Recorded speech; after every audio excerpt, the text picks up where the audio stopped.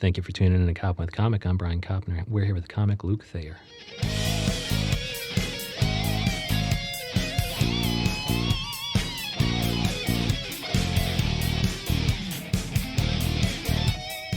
Luke Thayer, how the hell are you?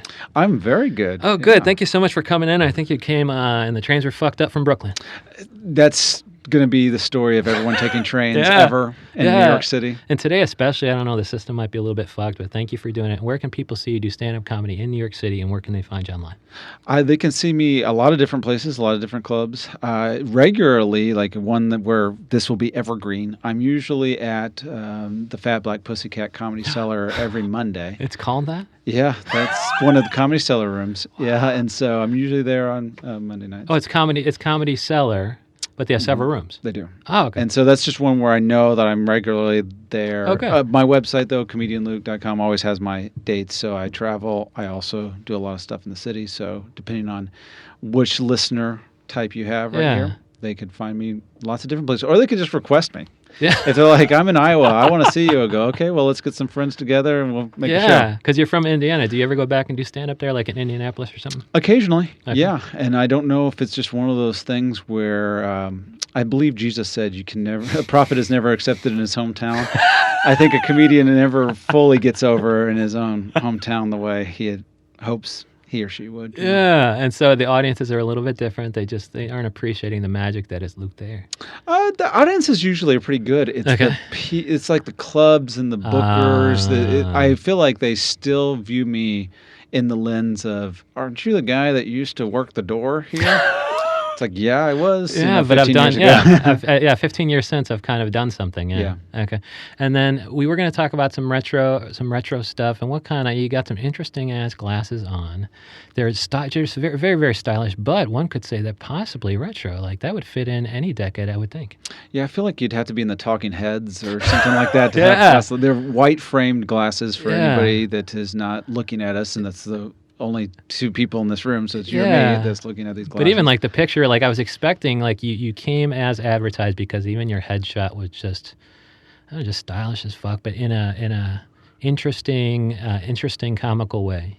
I like to think of it as casual, laid back, hip retro chic. Yeah, hip retro chic. I like that. Yeah, and so what kind of retro stuff are you interested in? Oh man, I'm a child of the late 80s, early 90s. Okay. And so for me, retro is that kind of era. So whether it's like WWF stuff. Yeah, early WWF, before there was like WWEs and NWOs. And yes. Yeah. And up through like the NWO would be, so Hulk Hogan was my favorite wrestler. Nice. The big yellow boots. Yes, the big yellow boots, the, ripping the T-shirts open. Ultimate Warrior. Macho Man Randy Savage. Yeah. Oh, yeah. Roddy Piper, Mr. Perfect. I could go on. In fact, being from Indianapolis, or very far east side of Indianapolis, I kind of grew up next to a cornfield while also next to projects. So it was like this weird in-between area in Indiana. Housing project.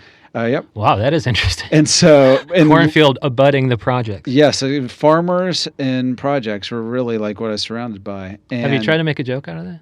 I have a little bit. That's hard. There seems like it could be, because that would be perfectly original. Nobody else would be doing that, because there is no other place that has cornfields abutting projects. Well, on my 3 hours commute home, I probably will write a few jokes about that now. So, while you're sitting in the train stopped at some sort of station, right? Yeah, it's now my office for the day.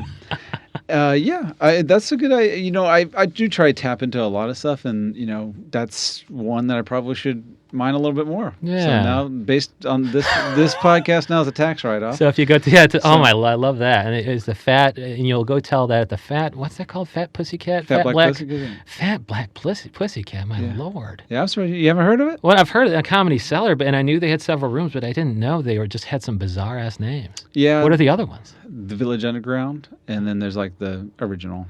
But it's like, as a comic, you should only want to play the Fat Black Pussycat, because that's the funniest name. It's a very cool room. Like it's a nice lounge type room. They've made it really nice. Okay. But yeah, retro. So, I mean, WWF and things like that. And are you a fan of people bringing wrestling into comedy? Because it was so funny when Theo Von did that thing where he's doing the Rat King, where he's actually, he'll go into, I don't know, the Fighter and the Kid or whatever the hell it is, Callan and Schaub. And he actually will dress up as a wrestler and have the wrestling belt. And he calls himself the Rat King. And it's almost like Macho Man Randy Savage, where he has some cool sunglasses. He's, oh, yeah, the Rat King. And he's so fast with his language.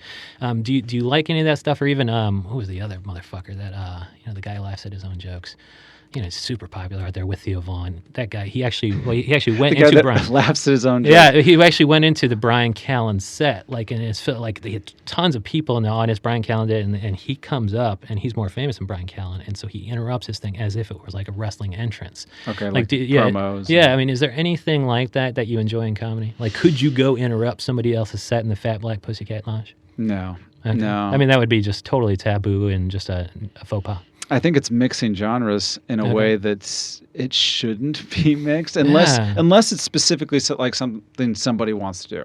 So if it's Dave Attell and he wants to play around with that, and he has a comic off stage, or if he starts interacting with the host and he wants the host heckling somebody, he kind of wants the host sometimes to talk to him a little bit. I get that. That's the comic on stage's choice to do that. If it was just, and that's, I guess, so yes, I guess it is acceptable now that I think about it. If the comic is in on it. If everybody's in on it, which is what wrestling is. Yeah. Everybody's in on what's going on there. There's no surprises that is happening to wrestlers. If you ever see a surprise in pro wrestling, it's when you see a fan jump into the ring and then they get pummeled by the wrestlers for real. Because it's like, who is this person? What do they got? They have a knife. Yeah. We're just beating the crap out of them. Yeah. And it looks very different than what actual all of a sudden there's real blood and so if a comic wants to do that, if they want to make a whole thing about like being interrupted, make it like wrestling promos, a roast battle, impromptu type of whatever they want to do, a comic can do whatever they want to do. And what do you think about that sort of thing? And that the whole roast battle thing, and that might play into a little bit of the retro hip hop, when there's beefs and stuff like that. Do you think? I was just surprised by the number of roast battles in New York City comedy. What do you think about them, and how does it relate to the beefs of old? I would say I'm not a huge fan of roast battles in general. Would they seem, I don't even know if I'd enjoy watching them because they seem a little inside and they seem a little mean, and I don't even know if they're that funny. See, to me, what I like roasts. Okay. Oh, where a celebrity just gets up there and get roasted by a panel, and I like the old-fashioned ones. I like the Comedy Central versions. But what makes a roast really interesting to me is everybody knows who we're talking about here. There's everybody that tunes in to see the roast of Alec Baldwin knows who Alec Baldwin is. They see the dais. They should know most, if not all. If there's somebody they don't know, that's maybe the new comic that they're trying to work in there, that person gets roasted for nobody knowing who they are. That's the common jokes or whatever. But that's not the same thing to me as roast battle, which it's not that roast battle's horrendous.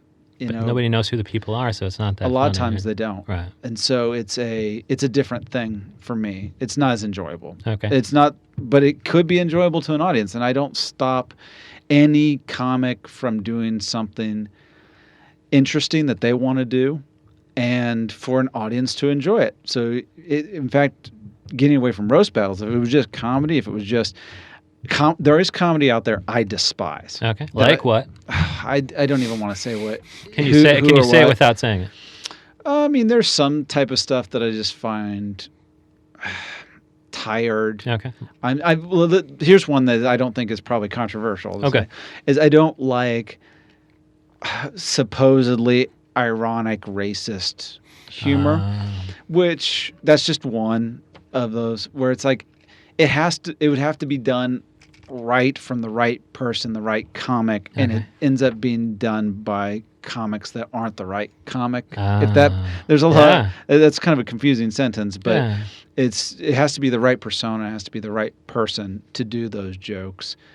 And typically, it'd be a person of color who could do it successfully anyway. Yeah, it would have to be. Oh well, I shouldn't say it'd have to be. It would just if it's a white comic, you'd have to really get it. You'd have to really, like, they'd have to be very good at what they do in a way that works for an audience. Yeah. But if somebody else wants to try it out there and do it, hey, if an audience actually enjoys it, who am I to say that you shouldn't be doing something? And so what are some of the other retro bits that you liked back in the 80s and the 90s? Because I could actually be nostalgic about the same retro items, but also what of this is making its way into your act? Oh, I think more experiential with my life. I don't necessarily do a lot of specific references. Okay. Occasionally I do, but more of that would be like if I'm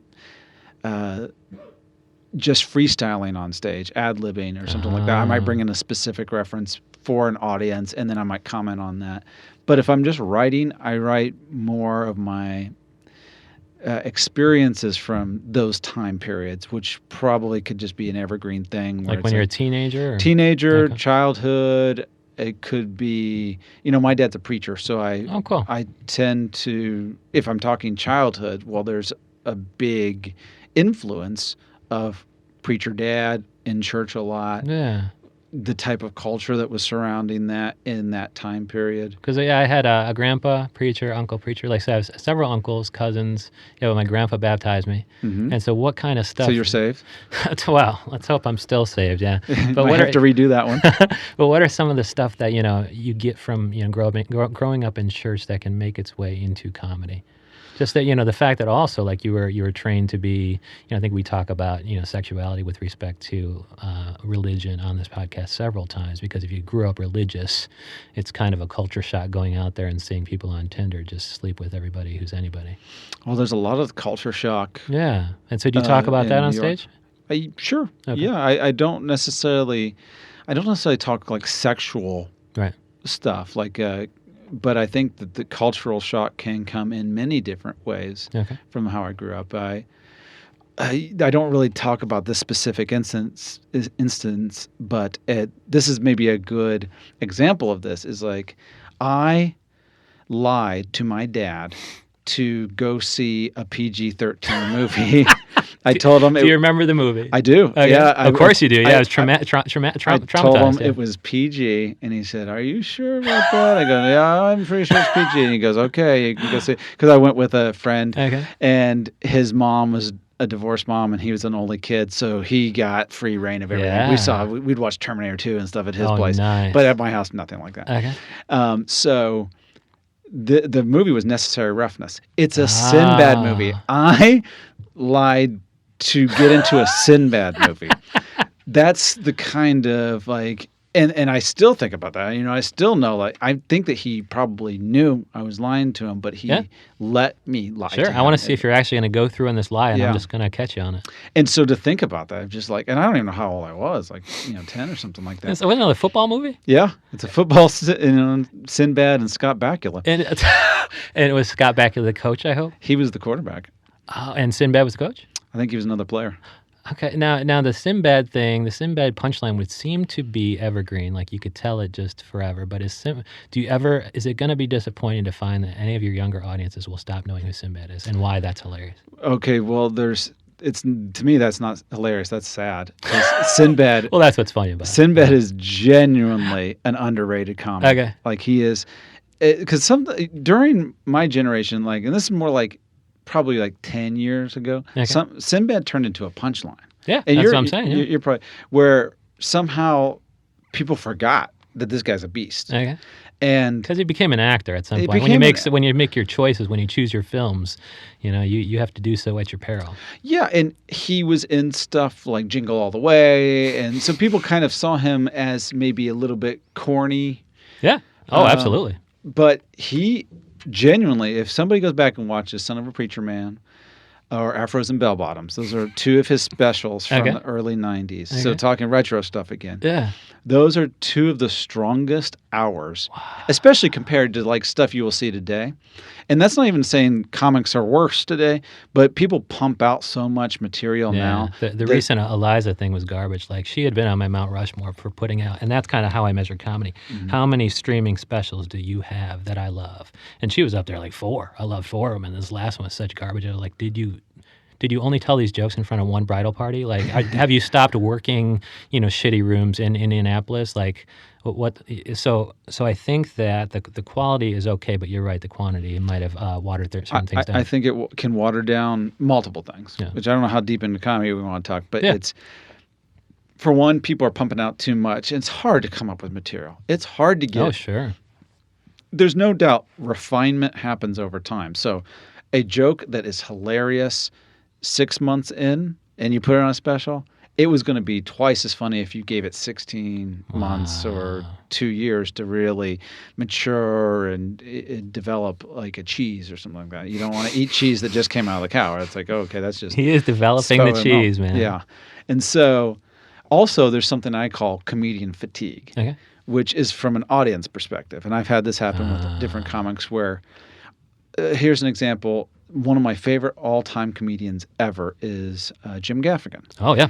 So I saw him live before I even started comedy. It was the hardest I've ever laughed at anything in my life. Oh, he's up there with like 5 great streaming specials. Oh, and I saw him before he was like uber famous. So I saw him in a club in Indianapolis. When he had glasses and he was smoking. Glasses, and literally it was like college ID night. I went in, and there was maybe 60 people in a room that sat 300. Okay. So that tells you where he was in his career at the time. Yeah. He was selling CDs afterwards that he made on his computer, essentially. And was it good?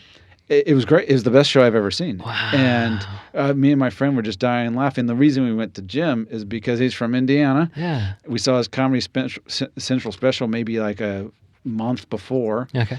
And it had cornfields as a backdrop. He's talking about Indiana. And we're like, hey, this guy's actually going to be here. Let's go see him. Yeah.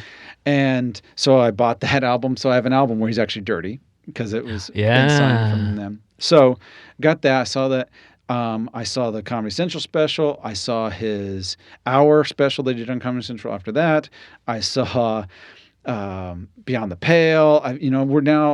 He's done at least 4 or 5 more after that. Yeah, and so that's when the fatigue comes in as a fan. I think between 4 and 5. Okay. Well, I think even Noble Abe might have fallen off because I think maybe his wife's the writing partner. I think she might have been sick. Well, it's very possible. But then he came back with a 15-minute bit about horses, which was just amazing. So his recent special is extremely good too. And this is the thing. I don't necessarily think it's them.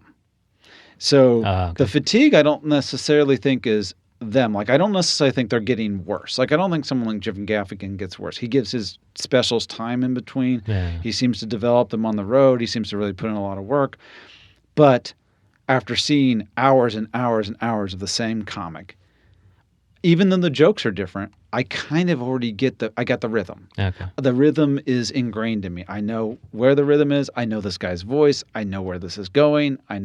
Some of the surprise is just taken away naturally. Yeah, because his formula at some point was food into garbage. I mean, it's food into toilet, really. Yeah. It's like, I eat this thing, and then I'm going to go to the bathroom, so you might as well take the food and throw it in the toilet. And I heard some iteration of that 45 times. And then finally I heard the 15-minute horse bit, and I was like, okay, well, he's back. Yeah. But you're right, it might just be I understood the formula. And if people want to see you age the cheese, they do that the Fat Black Pussycat Lounge at Comedy Cellar. Mondays. Okay, and then you're there pretty because this is evergreen. You think that that's kind of where they'll be able to find you no matter when they see you. And then online, you're Luke Thayer across all social platforms? Comedian Luke, because originally there was a Luke Thayer that was an improviser in Los Angeles I first started comedy that had LukeThayer.com. He does not anymore. I think he quit or killed himself. I don't know what happened there. Let me take that. And there's also the Dr. Luke, who's always pretty fun. He's a hip hop guy with 2 Life Crew. Remember? Yeah, that's true. But you're comedian. I'm Luke. Comedian Luke. Okay. So that's the most evergreen way to see me Yeah. is to go to my schedule, comedianluke.com. Right. The schedule's there, and follow me on Twitter or Facebook, or request me at your town. He will come all the way to the Middle West because he's an Indianapolis kid at heart. Cornfields up to projects. I've performed in several different countries. I've performed all across the United States. I've been in 45 different states. So I will go. We're lucky to have him here at the Fat Black Pussycat Lounge. Well, we're not there right now, but the way you said it. Yeah, I don't know why we're not there, but we'll be there Monday night. For most Monday nights, if I'm not out of town. Yeah. Very cool. Comedian Luke Thayer, thank you so much. All right, thank you.